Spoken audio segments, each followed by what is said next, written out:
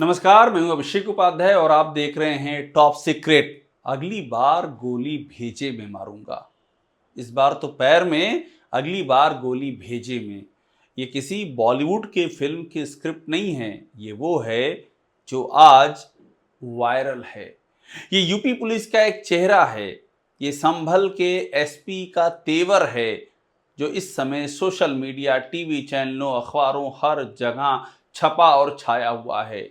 घंटा मंदिर से घंटे की चोरी के एक आरोपी के पैर में यूपी पुलिस गोली मारती है और उसके बाद एसपी साहब सिंघम के अवतार में, और कुछ अखबारों ने लिखा भी है कि सिंघम की तरह आए। आजकल अखबार पुलिस के लिए सुपर कॉप, सिंघम और क्या क्या नई नई उपमाएं ढूंढ करके लिखते हैं। शायद गुदगुदी होती होगी उन अधिकारियों को पढ़ करके कि वाह क्या तुलना कर दी है। कोई भरोसा नहीं, कल को कोई रॉबर्ट क्लाइव से भी तुलना कर दे, जिसने कि प्लासी की लड़ाई में बड़ी जीत हासिल की थी और अंग्रेज़ों का राज कायम हो गया था। तो कहीं किसी दिन अगर लॉर्ड क्लाइव से भी तुलना हो गई इन अधिकारियों की, तो उसके बाद तो इनकी खुशी का ठिकाना नहीं रहेगा। तो ये जो कथित सिंघम या सुपर कॉप हैं, उनकी ये तस्वीर सामने आई है कि बाकायदा एक आरोपी को तेवर के साथ कहते हुए अगली बार गोली भेजे में मारूंगा। संभल के एसपी की तस्वीर है, नाम है कृष्ण कुमार बिश्नोई। लेकिन सवाल यहां पर यह है, आप पहले पहले इस तस्वीर को जो अभी आप देख रहे थे सुन लीजिए पहले कि एसपी साहब क्या कह रहे हैं, फिर मैं आगे की कहानी बताता हूं। आगे से अगर मुझे दिखे उसके अंदर भी पूरी करती है।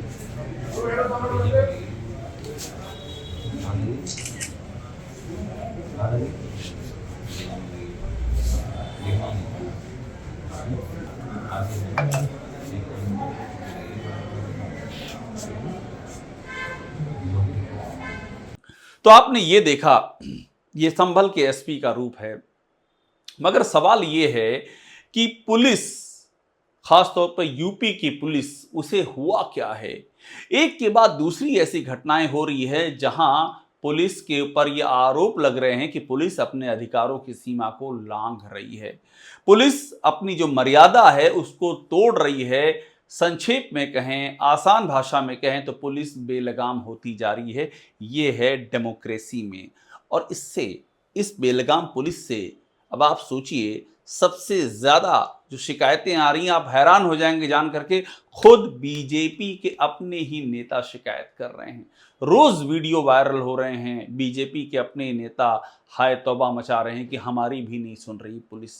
इससे बड़ा पुलिस के बेलगाम होने का सबूत और क्या होगा। और 2024 के लोकसभा में जो बीजेपी 33 सीटों पर सिमट गई, 62 2019 में, 33 2024 में, उसके पीछे जब वजह खंगाली गई तो उसमें भी एक बड़ी वजह ये निकल के सामने आई कि पुलिस और प्रशासन बेलगाम हो चुके हैं।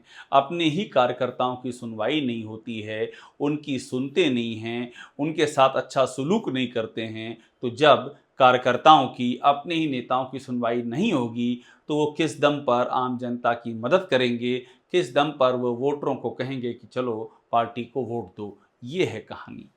और जो आपने संभल में देखा वो पहली नहीं है, अंतहीन तस्वीरें सामने आ रही हैं। अभी हाल ही में जो लखनऊ में हुआ, मोहित पांडे को जिस तरह से कस्टडी में, पुलिस कस्टडी में मौत हुई, घर वाले कह रहे हैं तड़पा तड़पा करके मारा, पानी तक नसीब नहीं हुआ मोहित पांडे को।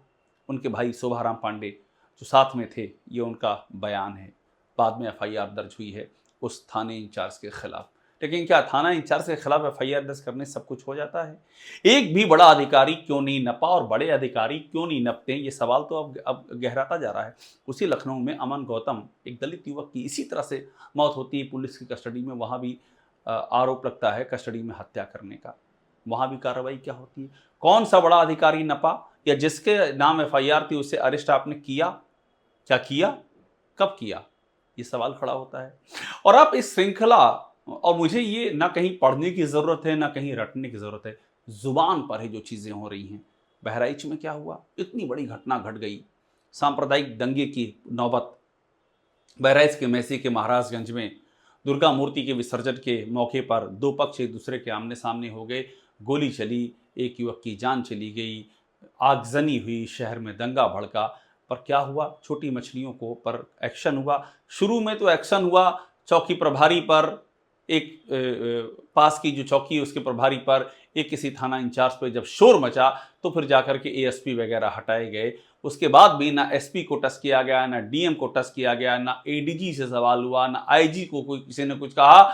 और जो लॉ एंड ऑर्डर के एडीजी हैं अमिताभ यश, जो वहां पर रिवॉल्वर लहराते हुए पाए गए थे, जिनके राज में लॉ एंड ऑर्डर पर एक नहीं अनेक सवाल खड़े हुए हैं, वो एसटीएफ के मुखिया हैं। एसटीएफ पर इतने सवाल खड़े हो रहे हैं, एसटीएफ का हर इनकाउंटर विवादों में है, लेकिन उनसे भी कोई सवाल नहीं पूछा गया। अब सोचिए और क्या क्या होता है। ये जो पैर में गोली मारना, बहराइच में भी 2 के पैर पे गोली मारी गई, ये जो बहराइच वाली घटना घटी थी वो एक मसला है। सुल्तानपुर में मंगेश यादव के साथ जो हुआ एनकाउंटर हुआ, उसके बाद अनुज प्रताप सिंह का एनकाउंटर हुआ उसी डकैती के मामले में। इन 2 एनकाउंटर से इतना शोर मचा कि आप क्या किन हालातों में आप एनकाउंटर कर रहे हैं, ये सवाल खड़ा हुआ। मंगेश यादव का जो एनकाउंटर की तस्वीरें सामने आई तो लोग भौंचक रह गए। डीके शाही जो एसटीएफ के एक अधिकारी हैं वो चप्पल में खड़े पाए गए, चप्पल में। सवाल उठा कि चप्पल में कोई एनकाउंटर करने के लिए जाता है क्या? पुलिस ने जवाब दिया कि नहीं, जो आप समझ रहे हैं वो नहीं है, कहानी कुछ और है। पुलिस ने अपनी कहानी बताई।